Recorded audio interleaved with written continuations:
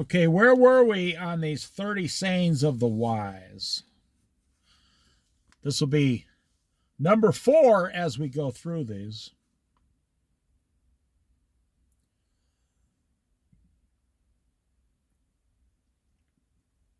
We just finished number 12 in the last Bible study.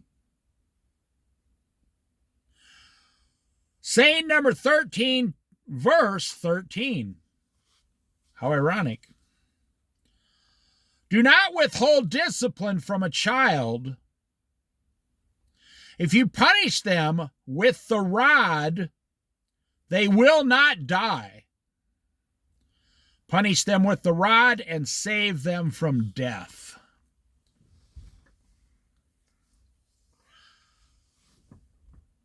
You see, a rod for the butt, B-U-T-T, for the butt of your child.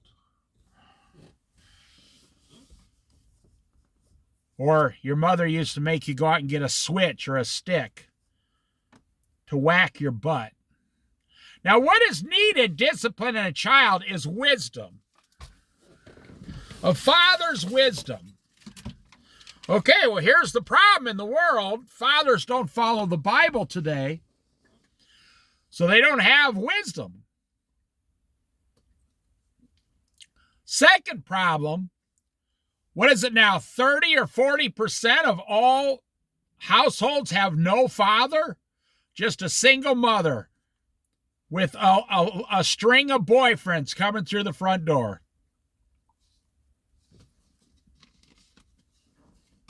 So we go back to the child. The child is acting out.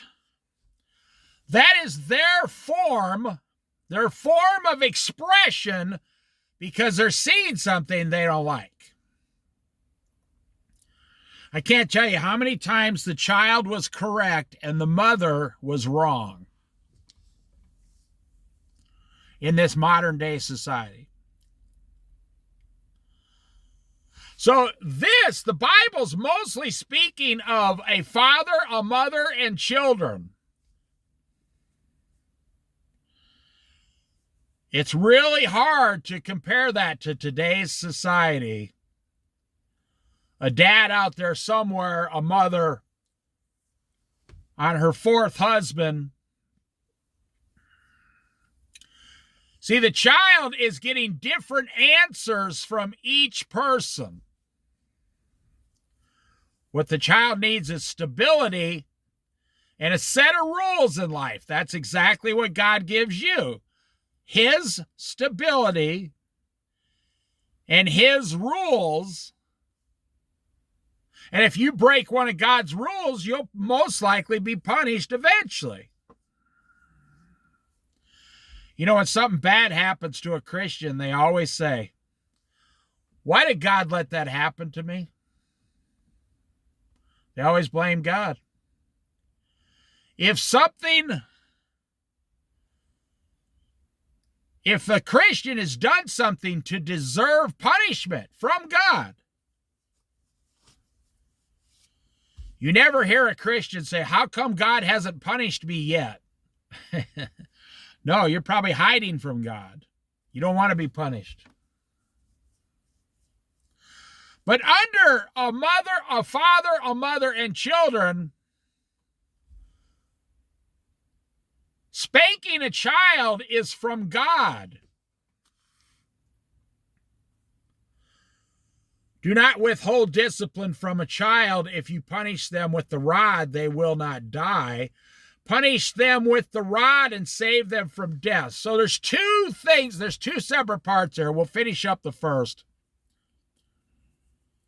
You're not going to kill the child by spanking it. Now, you don't have to pick up a stick or anything, no. It's just an expression. Your hand across the butt of the child is going to get its attention. I don't care if your child's 17 years old and you whack them one, they're going to jump. But you need to back way up if your child is acting out, then it's actually the parents' fault for not training them better. Now you say, whoa, wait a minute now. How are you blaming the parents? Well, I told you, in today's society, do you know that 60% of black households don't have the father? 40% of white households have no father?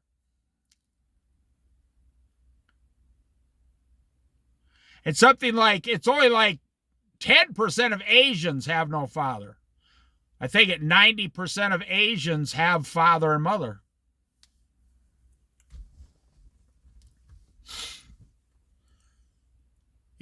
What a tangled web we weave. We go around as Christians in this chaotic world chasing after everything, like that child's game, whack-a-mole. Whack-a-mole. You're trying to whack the moles when it pops up, and goes faster and faster and faster and faster and faster, and you are struggling. You are struggling. And you're not paying attention to your children. Think of Jesus as a father. First, he would train the child, teach the child what right from wrong. Then if the child started to steer away, he would sit them down and say, let's talk.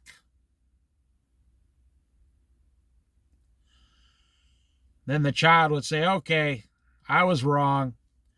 And then Jesus would explain to them why this rule exists and how, if you break the rule, you will harm yourself or possibly harm other people. And then a wise father or mother teaches their children about jail. Do you want to go to jail? I think jail should be a mandatory road trip for every 9th grade class. Not jail, prison, actual prison. Get on the bus. Take the class of children out to the prison to talk to some prisoners. They do that in the inner cities. Scares the hell out of kids. When someone's telling you, you think you're tough? I thought I was tough, and now I've been in prison for 35 years. It's a great program. Now listen. Punish them with the rod and save them from death. What kind of punishment would you accept as an adult to avoid hell for all eternity? Not talking about the child right now, I'm talking about you and me as an adult, and every once in a while we start breaking our own rules and we start steering off the path and we start walking off the narrow path and going to the wide road of destruction, and then we wonder why something bad happens to us as adults because God loves us so much. That's his way of swatting our butts with a rod. Something bad happens to you. Something bad happens to you. Why did that happen to me? Well, you'll never have the full answer. Do you ever think like your car wouldn't start in the morning? I've seen this happen to me. My car wouldn't start. After about 20 minutes, I got it to start. I drove down the road and there was a 5-car pileup crash.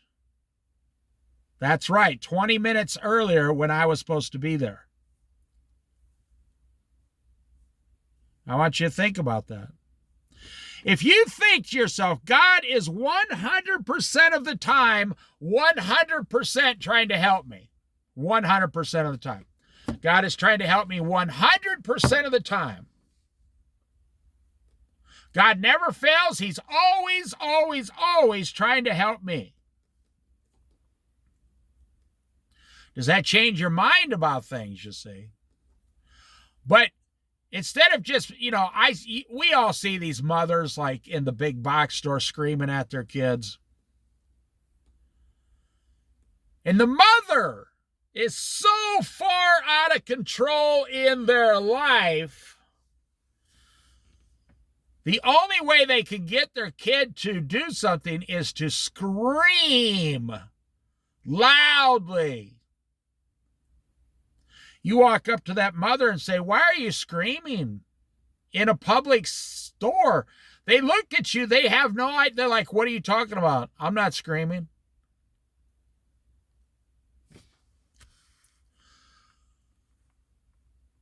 Punish them with the rod and save them from death. So, let's see. I've known approximately 25 friends, close friends in my life, close people, not just generalized people. I've known 25 people. I've never taken drugs myself. But I've known 25 very close people, maybe a few more, who have died of either drugs or alcoholism.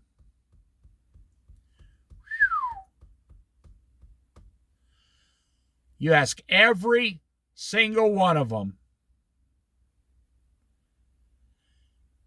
And as a child, they were either not punished at all, they were daddy's little girl or whatever, or they were severely over-punished too much. They were always punished. They were in an abusive house. A lot of yelling, screaming, punishment. And those people went out and became alcoholics and drug addicts. Or people who have every single thing handed to them. You think they're going to turn out perfect? They go out. They've never seen punishment. They don't even know what punishment is.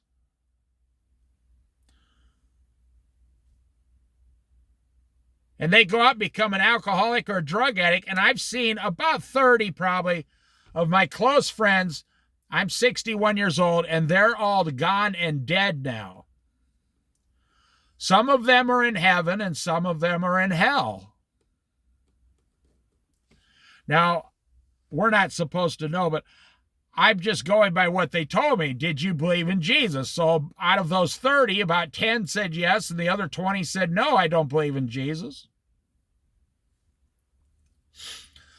I've never been to alcohol classes. I've never been to drug classes. And the way society works, every single person alive knows someone today that has died of drug overdose or alcoholism. And it comes from they were overly punished or not punished at all. They were not correctly punished as a child. That's what Jesus is talking about here. Do not withhold discipline from a child. See, do not withhold it. That's the ones that were never punished at all. If you punish them with the rod, they will not die. Punish them with the rod and save them from death. A lot of fathers have a problem with taking a stick and hitting their little girl on the butt. Or grabbing their little girl and spanking them. That's daddy's little girl. I can't do it. The Bible's telling you to do it and save them from a life of misery when they become an adult. You ask like cowboy girls, cowgirls. And they'll say, oh, yeah, I love my daddy and my daddy loves me, but don't cross him or he'll chase after you across that yard with a switch.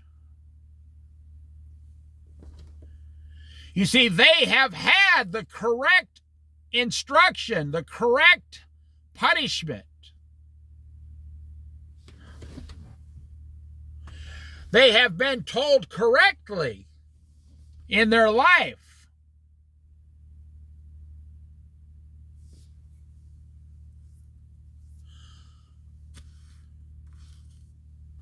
But I'm here to tell you my part of my Christian testimony. Those 30 friends of mine, they were, I was close with all of them. These were not acquaintances. I was close with them. They're gone. They're dead. Their children have no mother, no father. Their adult children say, I wish I had my mom around. Too bad she died an alcoholic at age 48 years old. She never got to see any of her grandchildren.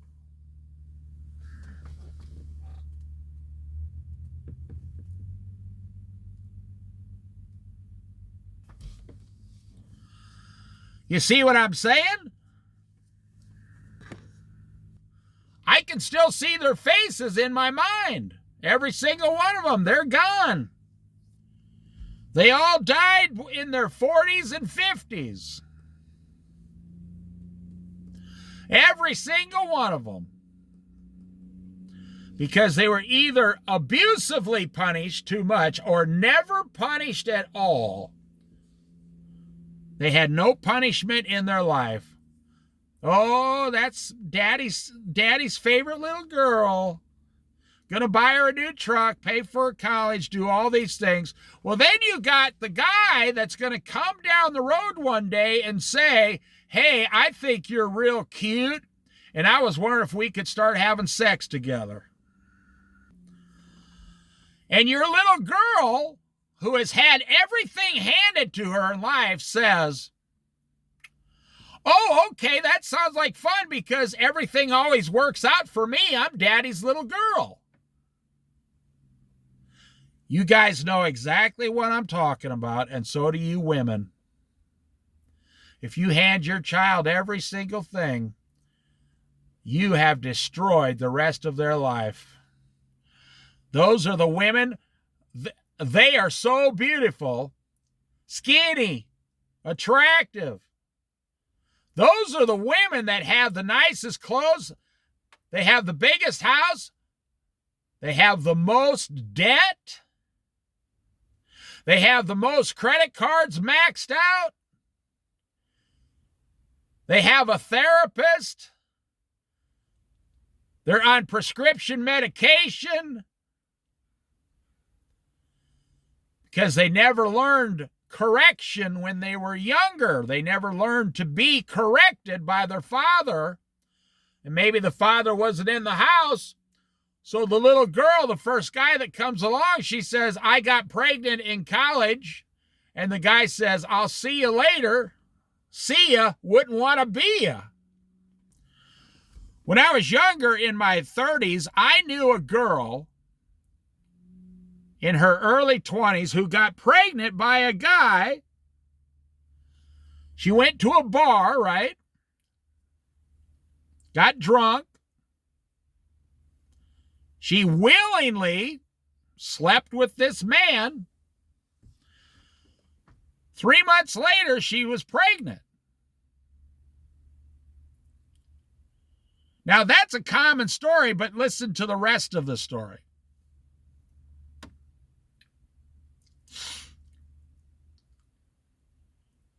She had to go on state welfare. So the state welfare office asked, who's the father? She said, I don't know. I mean, I know who it was,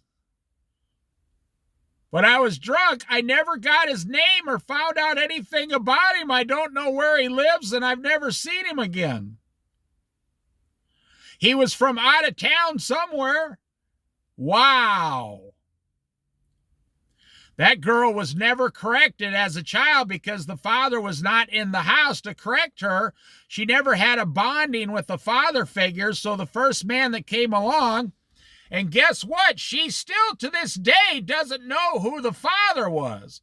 She got remarried. She had 1 or 2 more children by her new husband. She's been married 25 years and happy.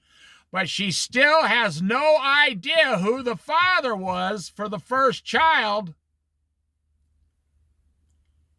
And she's never been able to collect child support from the man because guess what? And don't blame him. He was never told you got this girl pregnant. He might have turned around and came back. He was never told. No one told him. You have a child back there when you slept with that girl for one night. Or like a half an hour at a party, you know. This is such an important subject in today's society. Take your children. Don't get divorced. Stay at home. Yeah, but I hate my spouse. Stay at home until your children are 18 years old. You're adults. You got married in God's eyes. It's not about you. It's about the children. I knew a guy, everything was about him. Everything was about him. Every single thing was about him. He was a wild kid. Then he had a little girl. And it woke him up about 30%, but he was still wild. This is Daddy's little girl. We go to everywhere. We do everything together. Okay. I mean, he's a great father. Don't get me wrong. But then a few years later, he had a little boy. And he looked into that little boy's face and boom, he realized, I need to change. I'm a jackass. I'm living like an idiot. And here's what he realized. It's not about me.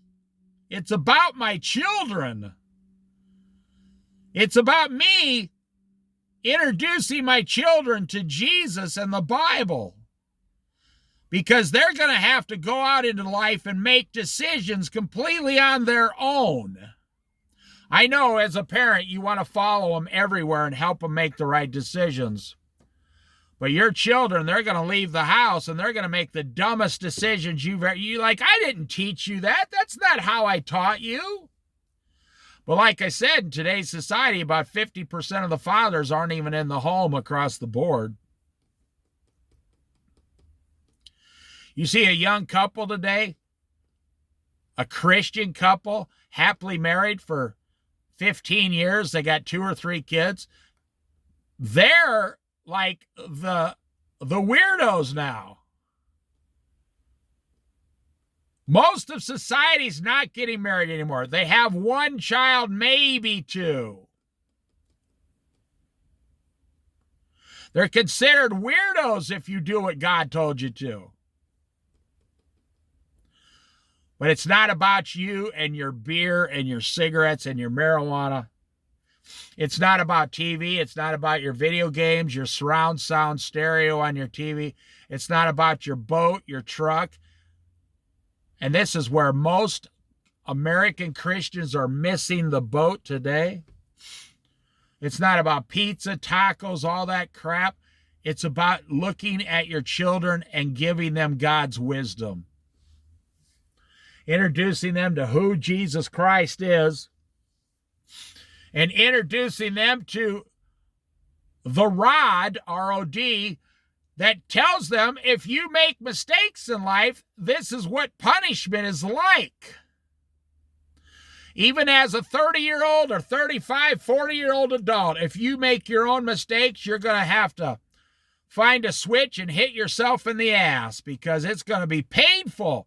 When you make a mistake as a little kid, you get a whack and then you get sent to your room. Okay, it's over with. When you make a true mistake as an adult, you could end up in a state prison for the next 18 years of your life. I've told this story before. On the Oregon coast, there was a 35-year-old mother of 2 people. She was in a hurry. This was 18 years ago. She was in a hurry to get to her job. They said she passed a car. A little while later on the coast, she passed another car.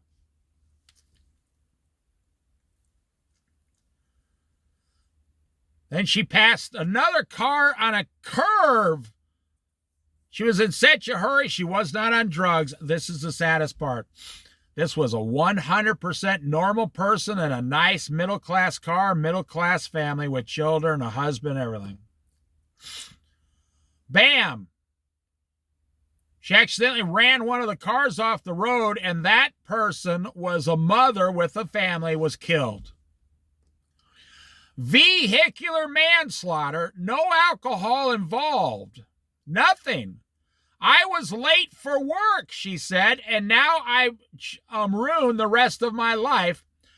They gave her 12 years in the Women's Oregon State Penitentiary. 12 years.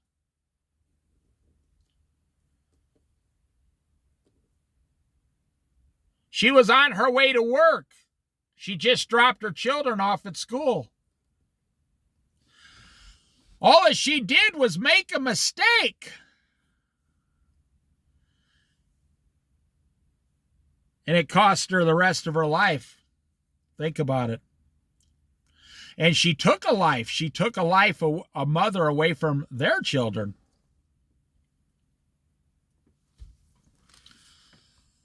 Do not withhold discipline from a child. Save them from death. Save them from death later on. Saying 14, my son, if your heart is wise,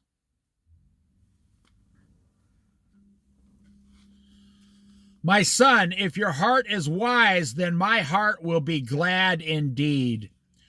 My inmost being will rejoice when your lips speak what is right.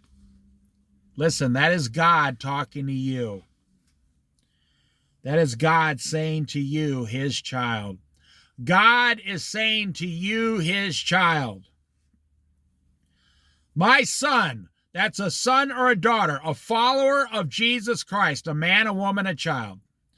My son, a follower of Jesus Christ. If your heart is wise, how do you gain wisdom? By being a follower of Jesus Christ. Then then God's heart will be glad indeed. Do you know you can make God glad today by gaining his wisdom into your life? My inmost being will rejoice. God is telling you how to make his inmost being rejoicing over your life. Wow! That is amazing. I love that. I love being able to cause God's inmost being to rejoice when my lips speak what is right. Now look at this. My son, if your heart is wise, then my heart will be glad indeed. My inmost being will rejoice when your lips speak what is right. Saying number 14. Now think about that. If you are following Jesus and speaking what is right and doing what is right and living correctly in Jesus Christ, you cause God the Father to rejoice over you.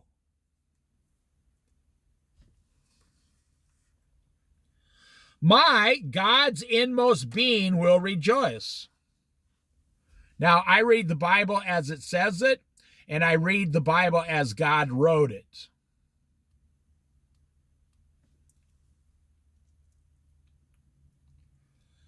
Now, King David or King Solomon, his son, may have wrote the words down, but God told him what to do. And God gives the meaning to the verse. And God gives the instruction and the wisdom and everything else. So I'm not really reading something a man said. Look at those geese right there. That beautiful all Canadian geese. I'm not really reading what a man said here. I'm reading what God said to do. Do you know you have the power to make God glad?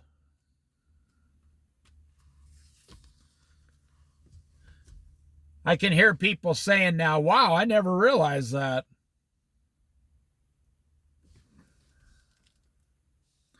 I have the power to make God glad, and you also have the power to make God angry. Yeah. Just like your child has the power to make you angry. Now check this out. Do you ever wonder in life why God made you and then gave you little children, miniature yous? Why did God do that?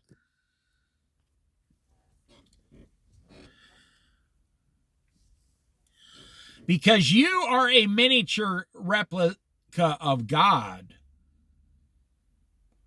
You say, okay, now you're getting way off track, Dave.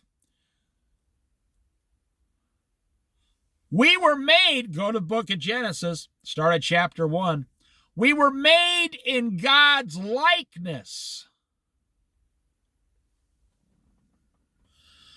There's so many things you forget about because you don't study the Bible every day. Listen, Genesis chapter 1, verse 27. I looked it up for you. Let's go back to 26. Then God said, let us make man in our own image. Let us make mankind in our own image, in our likeness. You are like God already. How many of you don't know that? You're already like God, made in his likeness. Then God said, let us make mankind in our own image, in our likeness, so that they may rule over the fish in the sea and the birds of the sky, over the livestock and all the wild animals, and over the creatures that move along the ground. So God created mankind in his own image. Hang on.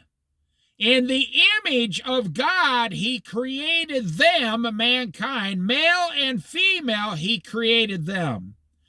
God blessed them and said to them, be fruitful and increase in number, fill the earth and subdue it. Rule over the fish in the sea and the birds in the sky and over every living creature that moves on the ground. Then God said to man, I give you every seed-bearing plant on the face of the whole earth and every tree that has fruit with seed in it. They will be yours for food. And to all the beasts of the earth and all the birds in the sky and all the creatures that move along the ground, everything that has the breath of life in it, I give every green plant for food. And it was so. God saw all that he had made, and it was very good. And there was evening and there was morning, the sixth day. So on the fifth day, no, that was the sixth day we were created. Now listen. My son, if your heart is wise, we're back to the Proverbs. If your heart is wise, then my heart will be glad indeed. Now you can see what God said about you in Genesis. So up here in Proverbs or in 2024, if you're following Jesus and your heart is wise, God's heart will be glad. God's inmost being will rejoice when your man or woman, mankind, lips speak what is right and do what is right and live correctly and live that way. Does that explain it to you now? Do you see how wonderful that was?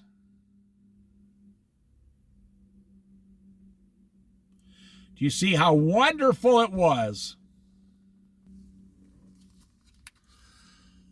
We'll do one more. Saying number 15. Do not let your heart envy sinners. Maybe I should wait on this. This might take me a while. But always be zealous for the fear of the Lord. I'm going to teach you something today that's going to blow your mind about yourself. And for those of you who listen to this whole thing, you're about to be blessed like you've never been blessed. Do not let your heart envy sinners, but always be zealous for the fear of the Lord. There is surely a future hope for you, and your hope will not be cut off. Look it up in the book of Ecclesiastes. Everything a man does is because of envy of his neighbor. Every labor or work a man does is because of envy of his neighbor. Ecclesiastes. I can't wait to get into that book. Okay, now hang on. Do not let your heart envy sinners, but instead be zealous for the fear of the Lord. Wait a minute. That's right, you're figuring it out and you don't like it. You bought your house because you envied your neighbor's house. You bought your new truck because you envied somebody else's truck first. Your wife wants to be popular. She envies the other women around her, so she maxes out her credit cards trying to keep up with them. And then she asks you, her husband, is there any way you can make more money so I can look better in front of my girlfriends? Now, I'm oversimplifying this. I'm telling you, so is God. Now, look what it says in the book of Ecclesiastes first. Every work you do comes from envy of your neighbor. Now, let's read what it says here. Do not let your heart envy sinners. Where does envy come from? It comes from your heart and your mind and your eyes looking at what they have and you don't have it. Wow. Do you know, this is what I love. Abraham, Isaac, Jacob, they all lived in tents. That's right. You know, Abraham refused. You don't think he could have built a brick house? Of course he could have. He was a very wealthy man. He had many servants. Abraham said, I will live in a tent. I long for a permanent house, my house, he's talking about a building in heaven. He longed for a permanent house in heaven, but on earth he said, I shall live in a tent for the Lord. And let me ask you, who is greater, Abraham or you or me? You don't see my name in the Bible. You don't see your name in the Bible. But our name is in the book of life. And the least in heaven will be considered the greatest also. But just telling the story, who is greater, Abraham or you and I? You say, well, I couldn't live that way today. You know, the police would come and kick me out. My son lived 6 months, or maybe it was only 4 months, in a teepee. I don't know if you guys have ever known that. He showed up at his in-laws once. He bought a $3,000 teepee from someone in Oregon, Bend, Oregon, who they manufacture teepees. And he had it shipped to the part of Idaho they moved to. And he put it up in the backyard of his in-laws and got a wood stove and spent 4 or 6 months in a teepee with his wife in a wood stove in the backyard. True story. Now, most people think that's stupid, but a lot of you think, man, I wish that was me. That would be awesome. See, my son, I'm sure he's done a lot of stupid things, but he saw something he wanted to do in life, and we talked, and I said, you have the money. Get the teepee and do it right now. He said, yep, that's what I'm going to do. And he ordered the teepee in one afternoon. And, now you got a $33,000 teepee coming in the mail. This was a full-blown, full-size Indian teepee. And then he had to order the sticks separate, and they came on a separate truck. I'm telling you, that teepee is probably $6,000 today. My son can say, me and my wife used to live in a teepee. How cool is that? So, yeah.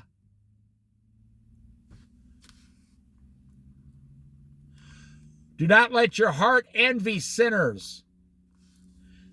Your heart looks at what your neighbor has and what you don't have. And I don't mean your next door neighbor. I mean, you go down the big box store, you go out to a movie, whatever. You see cars around, you see better houses, you go to your friend's house. Oh, this is the best example in today's society.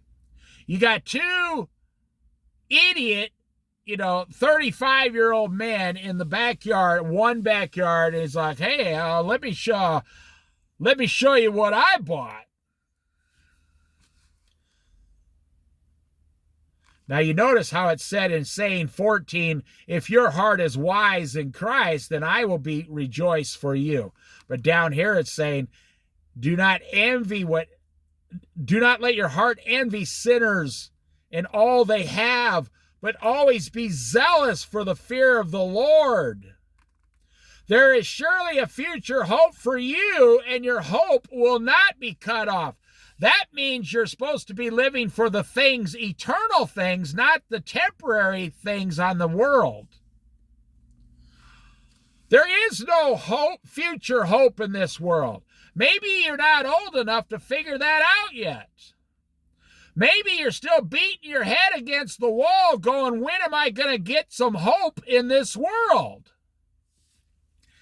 In this world, hope does not exist. Hope does not live here. Hope can only be found in Jesus Christ, our Lord and Savior, and salvation. And then you carry that hope in Jesus around in your heart. And then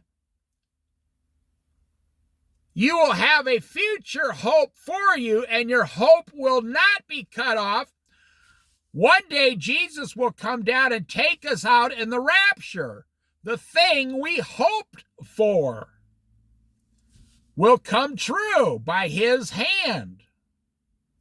But if you're hoping, well, I sure hope I can buy a new truck. I sure hope I can buy a new house. So your friend calls you, hey, what are you and the wife doing? You want to come over for dinner? You're like, yeah, I'm okay. I'll bring the beer. Beer, more beer. And so you go over there, it's like, this guy's got it all set up. He just can't wait to show you. He said, check out what I got back here. We're going to be, oh yeah, we're going to be cooking some dinner tonight, Billy Bob. And you're like, what is he talking about? He takes you in the back grill, and there's a in the backyard, and there's a $3,000 grill, stainless steel grill in his backyard.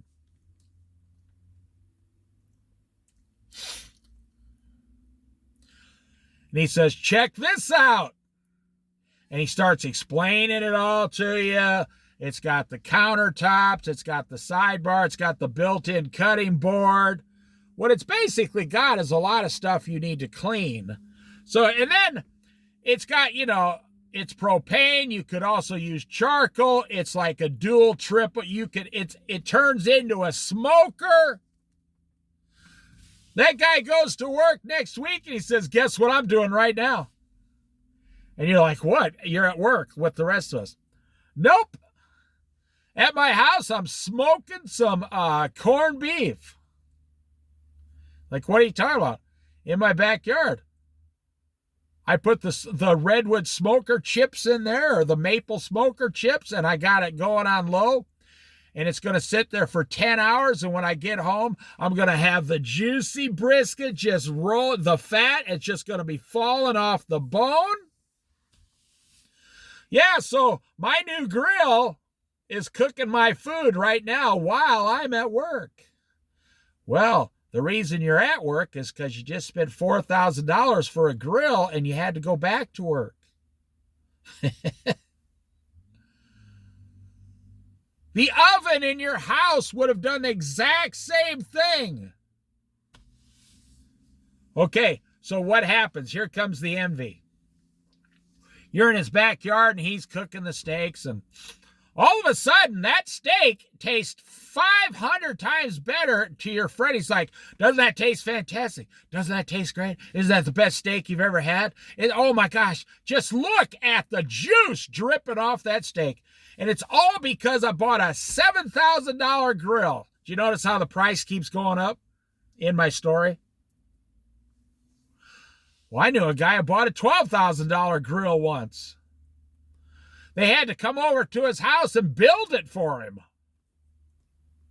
That's not something you get at a box store. This is something they had to come over and build in his backyard, like at a state park. He had like 7 guys show up at his house for 3 days building this thing.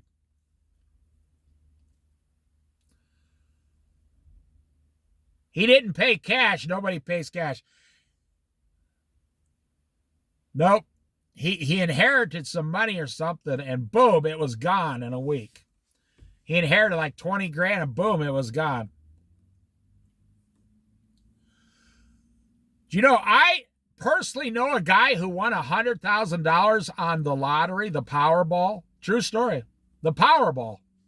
3 years ago, he won $100,000. It wasn't out here. It was in another state in the Midwest, for where I was from, born and raised. I knew a guy who won $100,000, and after taxes and everything, he got approximately $60,000 take home. Now, he talked to me because he knows I'm not envious or jealous at all. I said, what'd you guys do? He said, well, we paid off a few bills, fixed the car. Then I fixed my little brother-in-law. We put a newer engine in his car out of the junkyard that was rebuilt. He said, then I was basically broke. But I'm debt-free except for my house. So he won $100,000 and he fixed a car and put a junkyard engine in another car and became debt-free, and that was it. The money was gone in 60 days. He has $65,000. He was on his way to work. He went into this place, a little convenience store, and he zapped the ticket and went, is your machine correct? She says, he thought he won $1,000 or $10,000. She comes out and says, let me see the ticket. He said, nope, no one's touching this ticket except me. Now, he's a big guy, too. I mean, I wouldn't want to get into it with him. He's a big guy. And he says, she goes, okay, well, then just zap it again so I can see. And he zapped it, and she said, you just won $100,000. She said, I got the numbers back here. Let me double check them. So he stood out there. She called off the numbers. He goes, yep, I got the 5 and or whatever. I want, or he got 4 plus the Powerball. One more number, he'd have won like 80 million, but he won $100,000. 60 days later. All gone. Bye-bye, all gone. Okay, now check this out. Do not let your heart envy sinners. So you're in the backyard with your friend, and you're eating supposedly the best steak that's ever been cooked in the history of meat. You see, it's just all in your friend's mind. You're eating this steak going, yeah, it's a nice steak, thanks. But you're going, man, this steak ain't that good, actually. Okay, then what do you do? What do you do? You go home, you and your wife,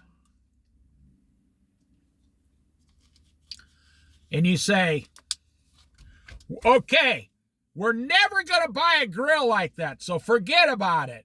Nope, that's not what you do at all. You look over at your wife, you're waiting for the timing, and you put the mute, you hit the mute button on the TV you're watching, and she knows something. You're up to something now. Her ears perk up, and you say, so, honey, what'd you think of that grill they got? What'd you think of that grill Billy Bob got over there with Betty Sue? And your wife says, well, it was nice. I mean, it cooked the food. I mean, I don't know if it was worth $10,000 or $3,000. And here we go. Here comes the competition, the envy of the heart. You say, well, I've been sitting here pondering for the last 3 hours while I've been watching Gilligan's Island or 2.5 Men or whatever, and I've been pondering. And why don't you come out in the backyard with me, honey, because I can show you how we can do the whole setup way, way better for only like $2,500. And your wife is saying, oh my gosh, I thought you were listening to that guy's videos and trying to become debt-free. You're like, well, yeah, but, I want to cook, I want to be smoking meat. I can't stop laughing. I want to be smoking my brisket. That sounds funny. I want to be smoking my rump roast when I'm at work and I come home and I have a smoked rump roast.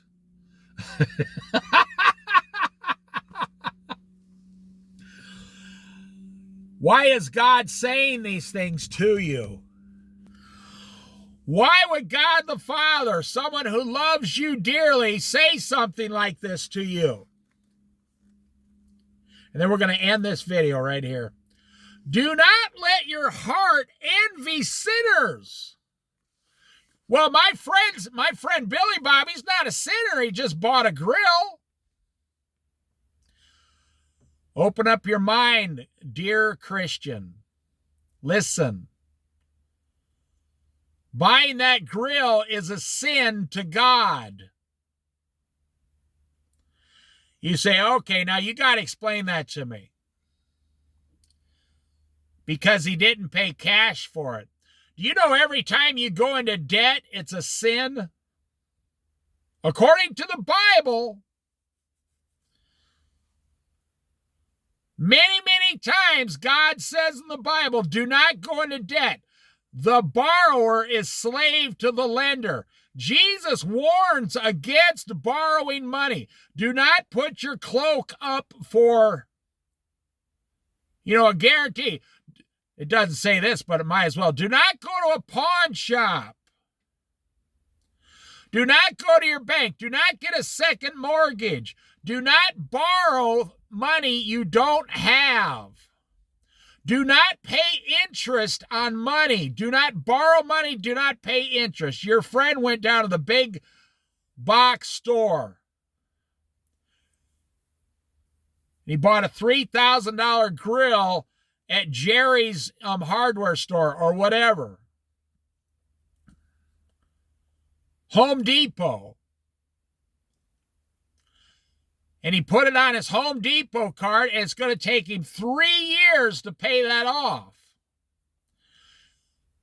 At 12% interest, does that sound like a sin to God? Forget about you. Does God say that's sinful behavior? Putting so much value on food and having no value on protecting your heart or wisdom or the Word of God. The guys today put all their value on the food and no value on the Creator of the heaven and the earth. That's why God said, do not let your heart envy sinners, comma. That makes a huge difference. Well, now, wait a minute. I thought it just said, do not envy. No, it doesn't say. It doesn't say, do not envy, period. Do not let your heart envy sinners. If you want to envy something, envy Jesus Christ. That would be good. That would be good envy. I envy Jesus Christ, my master. I want to be more like him. That's a good kind of envy. There can be good envy, E-N-V-Y. You can have good envy. I want to be like Jesus. But you're envying the guy in the backyard with the grill, the meat, the sauces, you know. Your friend, I hate to say this, your friend is so stupid. You just give him 6 months. You're going to go over to his house and he is going to have a trailer. He'll be building something in a trailer in the backyard. And you go, what are you doing? I went out and bought a $25,000 stainless steel trailer, brand new. You're like, you going camping? I mean, what are you doing? No. I'm now a barbecue master. I'm going to start entering barbecue competitions in the tri-state area. And now that's when you finally realize my friend is a kook.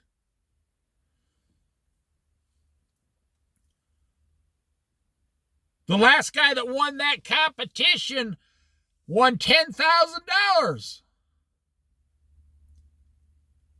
Well, I told my wife I quit my job. I'm a barbecue master now. I'm in training. I'm going to go win that competition. Guy gave up a $60,000 a year job because he started with a $3,000 grill from Home Depot. Then he bought a $20,000 trailer. Now he's a barbecue master, but he never, ever even placed third. He never won anything. So he did that for a few weekends.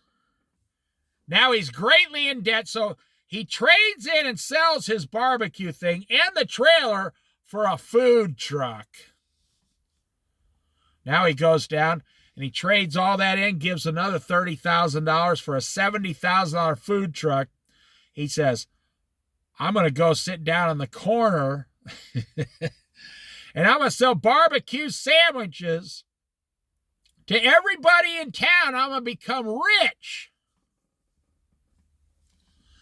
Listen, my friends. Let me wrap this up. And I'll do it in a loving way. None of that stuff ever works. It doesn't work. You see a guy with a food truck on Friday afternoon and there's 7 people waiting to get something. I know a guy who had a food truck here on the Oregon coast. I said, how much did you make? I mean, what is your profit every year? I told him I was in restaurants. What is your profit? He said $40,000. I said, that's fantastic. He said, that's nothing. I'm trading all that in and buying a restaurant. And he did. He bought a tiny little restaurant, put $200,000 into it. Guess how much he makes every year in the restaurant? Profit, $60,000. He went from $40,000 completely debt-free and paid off, spending $200,000 hiring all these employees, and now his wife has to work there full-time also. The food truck, it was just him, but now it's him and his wife, and they only make $60,000, and they work 7 days a week.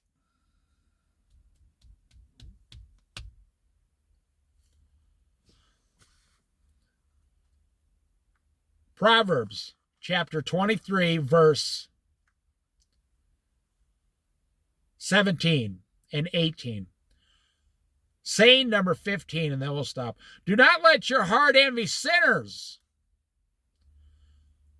but always be zealous for the fear of the Lord. I mean, you can just come right out and say, do not follow men, follow God only. Do not be zealous and envious of your fellow man. Be zealous for God.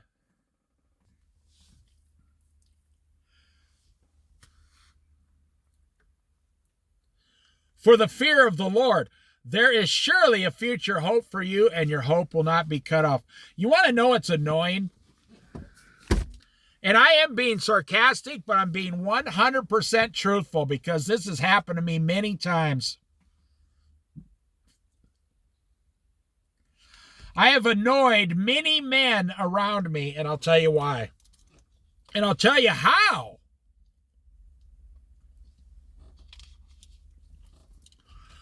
You want to know what's really annoying to most men is when God gives a person around you something for free. Didn't cost that person anything. It was a gift. I'm the person getting the free stuff from God. I'm the person that annoys men. And God uses me sometimes in my life to glorify his name, because I've told you this many times, I'm the least of all men. And that's what God does. God goes down to the poor widow's house and uses her to glorify his name. But then he greatly blesses her, sends a prophet to her house for 3.5 years to give her free food and everything and wealth for 3.5 years. God helps the orphan. God helps the shepherd boy, the one that nobody wanted. Remember, King David's brothers were making fun of him, the little shepherd boy. All as the little kid did was his mother said, take some sandwiches up to your brothers on the front line. You had to provide your own food back then when you were at war in the military. So he took some sandwiches up to his brothers, and they, what are you doing here? Not, hey, thank you for the sandwich. Hey, thanks, little brother. Here's a little pat on the head. Here's a nickel. You better run home now. This is a dangerous place. No, what are you doing here, you little brat? How many times I've heard that in my life? People say to me, what are you doing here? And I was there, I was doing something to help them. No. See, that's me, the least of all men. You know, King Solomon, when they called him to be king, he hid under a table. He didn't want anyone to find him. He was so shy. You know, God said to King Solomon, now check this out. Ask me anything. Wow. God was speaking to King Solomon and said, now this was right when he was going to be king. Ask me anything and I'll give it to you.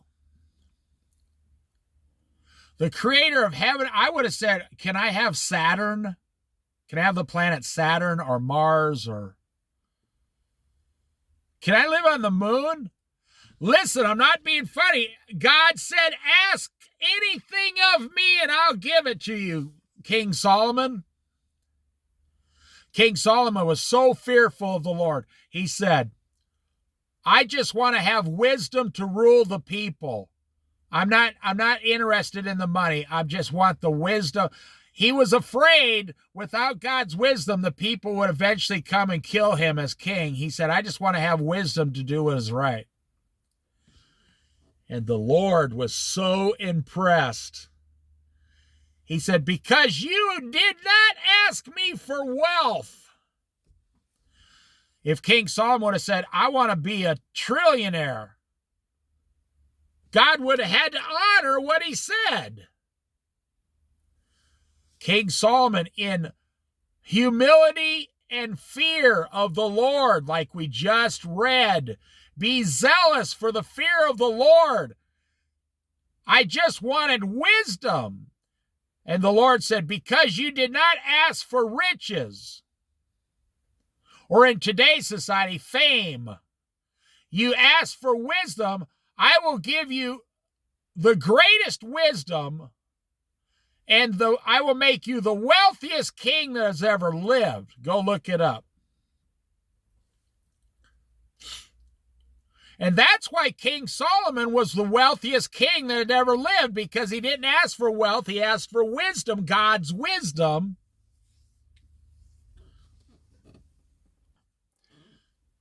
And you are not asking for God's wisdom, you're asking God to give you a barbecue grill. And many of you think, well, this guy's out of his mind. No, I'm not out of my mind. Did the disciples ask for a barbecue grill?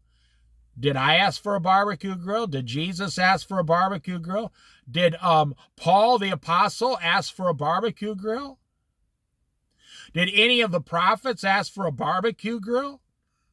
Do you see anywhere in the Bible someone asking for a better way to cook on a barbecue grill? A fancy car, anything. A better house, anything. No. So it all depends on who you want to become in Jesus. You just want to be, well, I'm comfortable with Jesus and I can still have the barbecue grill. Remember,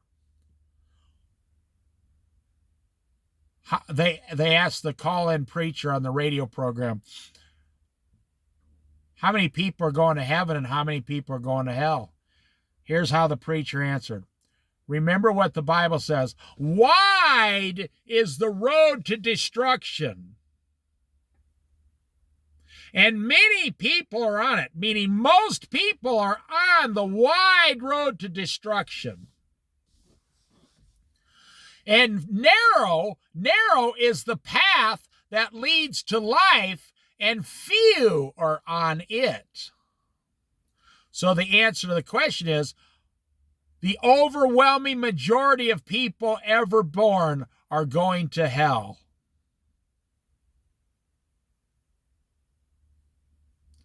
I think about 30% of all the people that's ever been born in the world are going to heaven. And 70%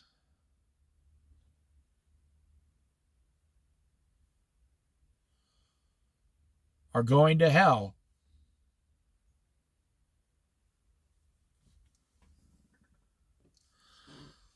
So think about what the Lord's saying. Do not envy sinners. Well, we have adjusted the meaning of sinners in 2024. Let's see. Going into debt, we don't think that's a sinner anymore. Changing your sex changes. Nope, that's not a sin anymore. Homosexuality, not a sin anymore. Spending $5,000 to buy a machine that cooks a $20 steak, not a sin. Nope, that's not a sin anymore. Watching TV every night, not a sin. That's not a sin anymore, Dave. That's Old Testament. That's not New Testament. Having an affair with my secretary at work. Well, that might be a sin, but it's kind of, how long did it last? Was it just a quick thing? Okay, if it was just a quick thing, that's not a sin anymore. Taking drugs, that's not a sin because it's legal. Smoking marijuana, okay, not a sin. 100% legal. Getting drunk. Well, how often does it get drunk? I mean, alcoholism is definitely a sin in 2024, but just getting drunk once in a while, that's definitely not a sin anymore, Dave. You see what I'm saying? I only use the barbecue grill as an example of your envy of sinners. I will finish with this one thing here. I knew this guy. Now, I wasn't there. I knew this I was in a restaurant. So, you know how you have regular customers come in? Okay, so, and these customers, and this was a place with a bar in the restaurant too. So these people would come in a group, like 5 different couples would meet in this restaurant. That was their, night out or whatever. They'd meet as couples and all get together, and it was a big shindig and hoedown, and they all enjoyed each other's company. And I watched this for about 5-6 months, going along. And then the one guy, the money guy, he was divorcing his wife. The one that has been showing up there with all the friends. So she's out of the picture now. He divorced her. Everybody's upset. He shows up for a couple months, as the single guy now, divorced. But then something happened. He showed up with his new girlfriend. It was one of the wildest things I've ever seen. This guy showed up with his brand new girlfriend because everybody knew he was divorced. The wife, they filed divorce. Okay, they're getting divorced. It happens. This money guy, he walks in with his new girlfriend. And he was like 50 years old, right? And that was the average age of the couples that all showed up.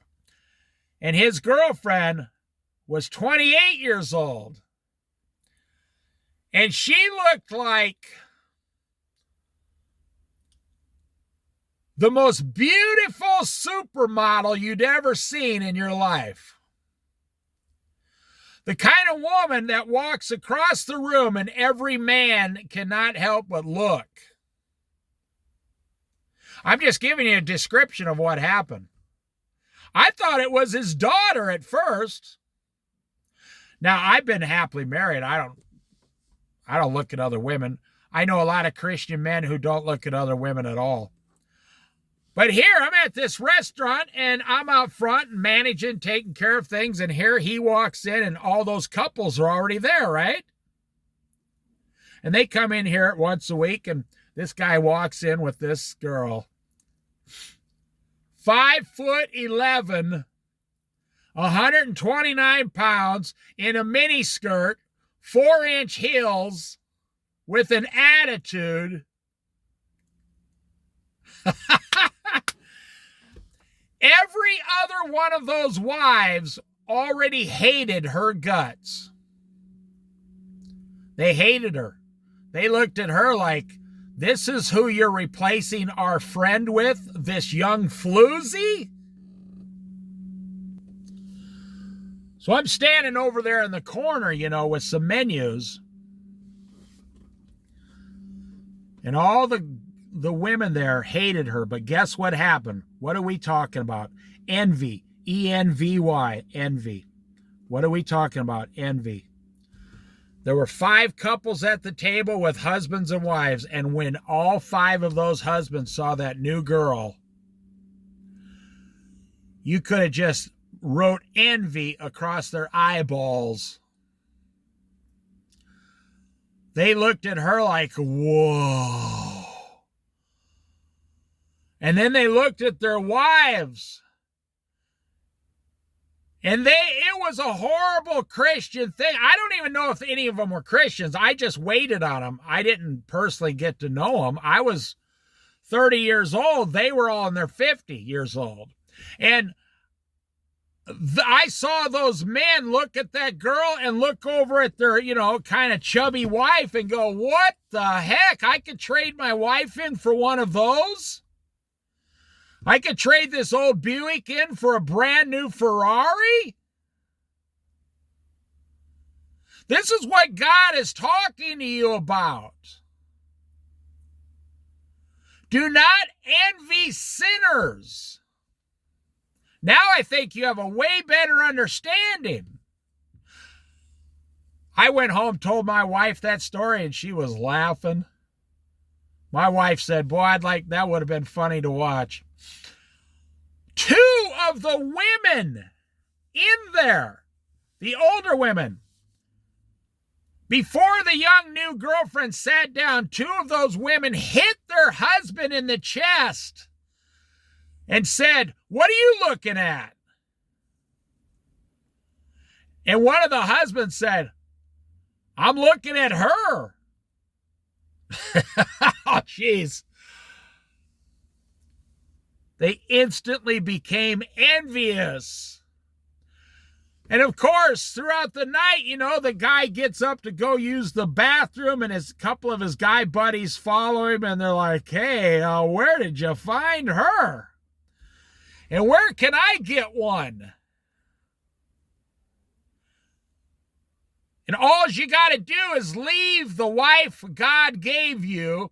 And if you think this story is out there, I don't care. In the Bible, during Moses, they were supposed to go in and kill all the men, the women, and the children in this very evil place.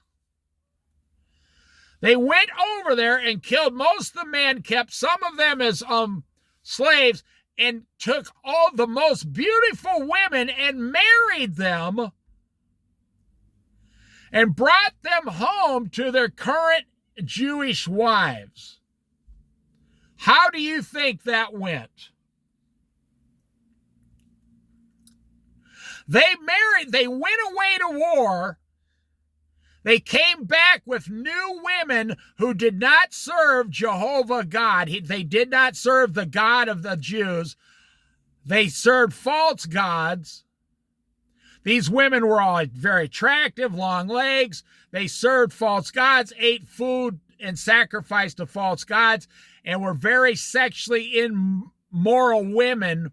And those are the ones the Jewish men. So you think my story's crazy? These Jewish men actually brought these new women home and introduced them. This blows my mind. Introduced them to their family and said, okay, this is my old Jewish wife now who had my 8 children here, but you're my new Jewish wife. And we're going to start trying to have as many kids as possible every night. What do you think just happened to the old Jewish wife? Your husband's like, yeah, let's go kill the enemy for the Lord. Now, this is all Old Testament. You can look it up. And they're like, okay, our man, I just pray my man doesn't get killed. I just pray he doesn't get killed. Well, look it up. God destroyed most of those men.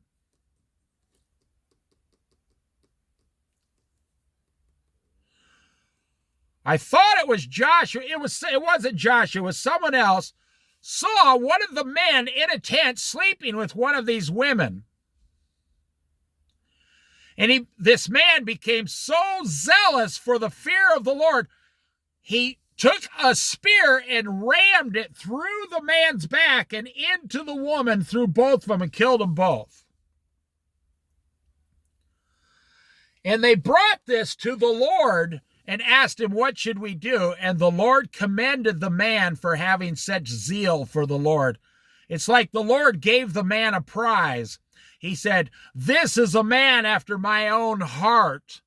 I want to kill all those Jewish men who are doing this. So when this guy showed up at the restaurant, there were 5 other men there, and 4 of them were extremely jealous immediately for what the sinner in the room was doing with this young girl. Now, they were both adults and all that. They were sleeping together outside of marriage. She's 28 years old going, hey, I just found me a 50-year-old sugar daddy millionaire, because that's who the guy was. And he says, hey, I'm going to go through a string of 10 of these girls. That's what he's thinking. Now that he's divorced and got millions of dollars, I'm going to start sleeping with these types of girls for the next 5 years. And all his friends are in the room jealous. But the one guy was not, because he had an attractive wife and they always got along and they were kind of quiet and in love with each other. They held hands, and he was completely 100% content with his own wife. And the wives, the other 4 wives sitting there, felt threatened. They said, what the heck? Now maybe my husband's going to go do this. They felt threatened, like, I wonder if my husband's going to serve me with divorce papers one day. You see how you're envious of sinners, and they start following each other down this sinful road. And what do you have in the end? Do you have zeal for God? Doing what is right? No. And if you are doing this, maybe you're not actually saved through Jesus, and maybe you are on your way to hell for all eternity. And it's not a party in hell. It's exactly what it says, a lake of burning fire. Eternal, never ends. Not even a worm can die there. It's eternal fire. So what we were talking about is envy of sinners, your neighbor, sinful behavior.